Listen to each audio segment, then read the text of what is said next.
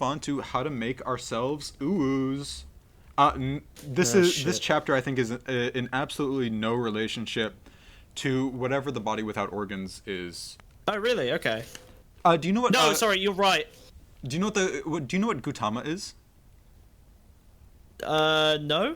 So the cute accelerationist theory, colligated by the Marketable Archive, with Smugbug, international consultant, political author, and CEO. Picture on the front of the chapter is Gautama sitting inside the body without organs diagram. Oh, He interesting. is like Okay. it is like an adorable little commodified egg piece of art that was drawn and is sort of disseminated onto just fucking everything in Japan, honestly. Keychains, cellular devices. I have seen it before. Yeah. Literally everything. Okay. I like it. That's a cool idea. I mean, like conceptually, the little image of a little Eggman in the body without organs is cute. Sure. He is clearly just like a hyper consumerist fucking like reified object with no real seeming substance behind it, which I guess means you can kind of embed whatever meaning you want on top of it.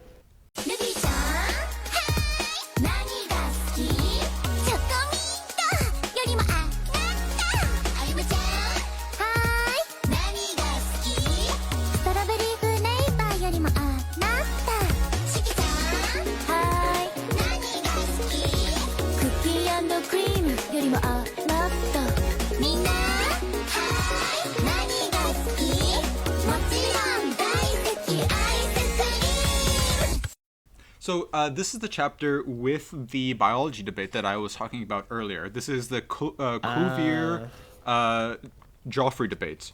And it seems like this chapter is talking about the resistance for cuteness to overcome biology, right? To what degree can commodification overcome the natural processes of biology, right? To what extent can we commodify objects to alter the perception of our gender identity? To what extent can we purchase objects to alter the perception of our youth to other people, right? One of the paragraphs says, "Oh, but you will never overcome nature. The reactionary guard barks. But which nature? That of biology as a rigid specialism, or an origami of light-hearted formulas and humor harboring a presentiment of a certain kind of animal rhizome with aberrant paths of communication?" And that's this Geoffrey Cuvier debate that sort of pretty much went nowhere and ultimately has resulted in biology accepting both at the same time.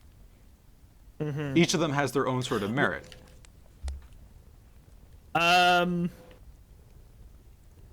You're right. I think that's fair. I think the real ontological force behind this chapter is that there is no true body. That you can always modify your body in ways that are more amenable to other people, as you see fit.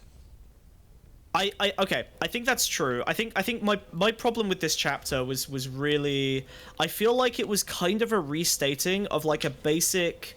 Now, this is a principle I think I probably came to myself, but it's so basic that I'm sure that it's been written about better than I can present it.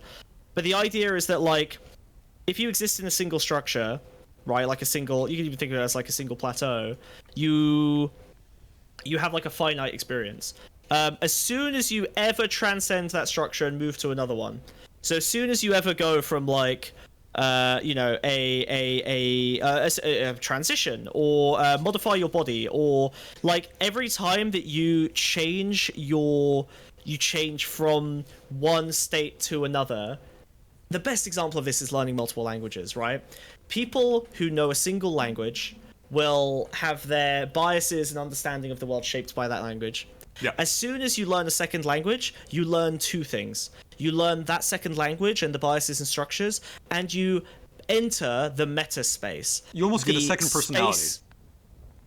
Well, yes, you do. I agree with that. But you also get a third thing, right? So now you have two languages, and you have the meta structure. You have the fucking astral ethereal plane in between two dimensions. You have this like meta space where before you had no access to a meta understanding of language really, because you didn't actually you weren't forced into exiting one frame, briefly traversing the meta frame, and then entering the second frame, right? So people who are multilingual have better understandings and like kind of often better. Yeah, they've got like a multi-frame analysis of linguistics and language, right? Like they just have a different capacity for understanding the meta frame as opposed to someone who only speaks one language. And I think this is similar. This is a similar value that gets produced when you transition gender, or when you like you know a lot more about gender if you've been both of them, but also because you've traversed that meta space in between.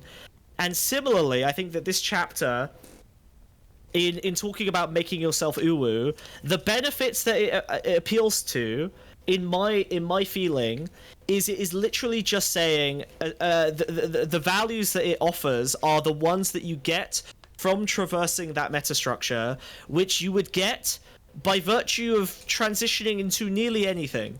So, basically, essentially it's saying like, okay, it's saying that cuteness holds these benefits and these values, when I'm saying exiting your current frame into anything else carries the same benefits and values. Cuteness is just one of a million different frames you could traverse into that would provide you that metacognitive structure that is valuable.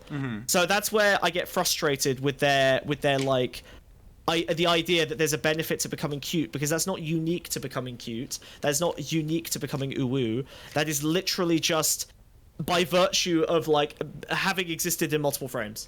So that's my really big frustration. No, I with think that chapter. I think I think you're definitely onto something with this with these ideas of yours, right? They say that there are no ruptures and transformations require not an impossible reverse back down the chronological timeline, but a counter-actualization into the eminent egg, which is me. The egg is not regressive, on the contrary. It is perfectly contemporary. You can always carry it with you as your own milieu of experimentation. Zero intensity as a principle of production. And then they get a little meta. They break the fourth wall. They say, well, we're a little lost now. They got into the depth of the ontology of biology. They say, is this a biological debate or a history lesson? But wait, derangement of the senses, delirium, systemic recklessness, transcendental impatientness, isn't accelerationism precisely this? The currency of partially deployed virtualities. And language is one of them. There are a couple dozen that you can employ.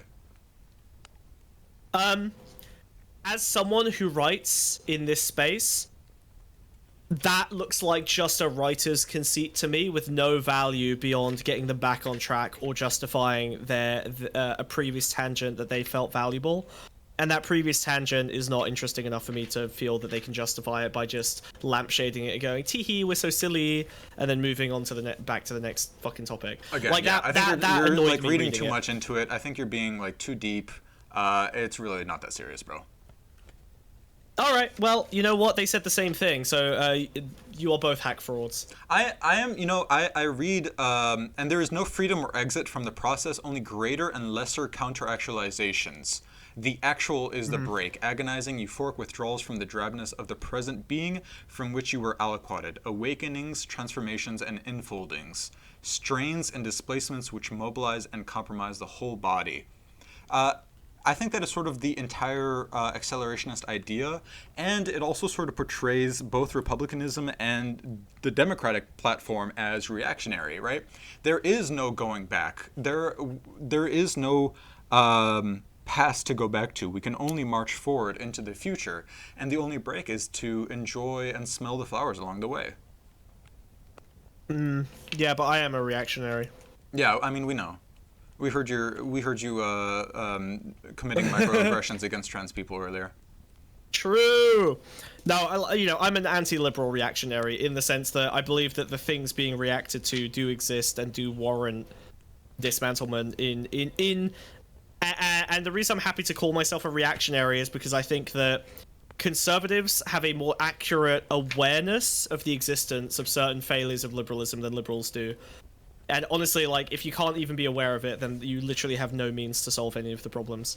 Are you familiar with the book Thinking Fast and Thinking Slow? Ugh, yes. I mean, the basic premise of the book is that there are sort of two cognitive pathways. One that is slow, deliberate, and constructive, using language to construct itself, and then another which is very rapid and unconscious and very hard to put into words.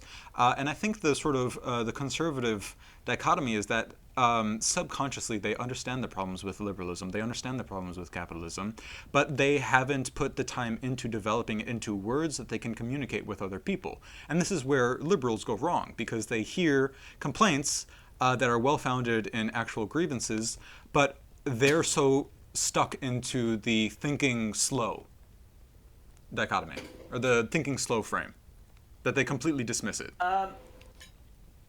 Broadly speaking, I'm anti-slop psychology, but yeah, as a rhetorical frame, I think that's perfectly Yeah, valid. I've never read Like, the that's book not a either, bad and I way think I summed it up. I saved all of you guys like 5 hours of reading. honestly, yeah, it's not worth reading. But yeah, I think it's a good. You used it as a good rhetorical device. I think that's fair. Yeah, I think so. I think one of the sort of values of one of the values I would like to exist in, you know, some of the like conservative appeal stuff that I write, or that I want people to be able to do, is to be the first conservatives to properly word some of those grievances in a way that truly resolves them to the satisfaction of conservatives. And the trick is to take that reaction to liberals and translate that reaction not into liberal words, but into leftist words that solve conservative grievances. Holy shit, Pokemon just started I think- streaming. Oh shit, let's go. Speaking of cute, Oh my god. speaking of woobification. But yeah, I think that I think that's the valuable goal, is to try to find ways of translating that feeling you've talked about. I've got no other commentary on this chapter. Yeah, I feel like it was a bit weak overall. I'm not super. It feels like a bit of a throwaway. It feels like a half-thought idea.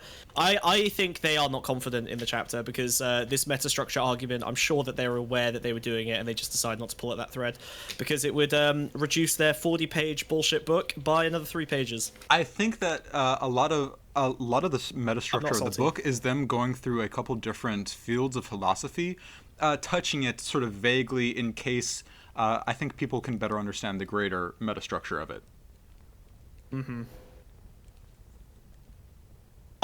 Sure. I wish they would. They can't do it in this book because their fucking focus is so narrow. But Yeah, basically, all the you're saying value. it's too superficial? Yeah, or rather, they're just taking credit for the value that you get, that you glean by entering a metastructure and gaining meta. You know, I don't know if metacognition is the right word, but you know, like a meta frame capacity, a meta frame analysis, right? Like, that's not cuteness. That's just you exiting a frame and entering a new one. Yeah. But yeah, we can move on. But there's always like slightly different aspects of the same ephemeral cute.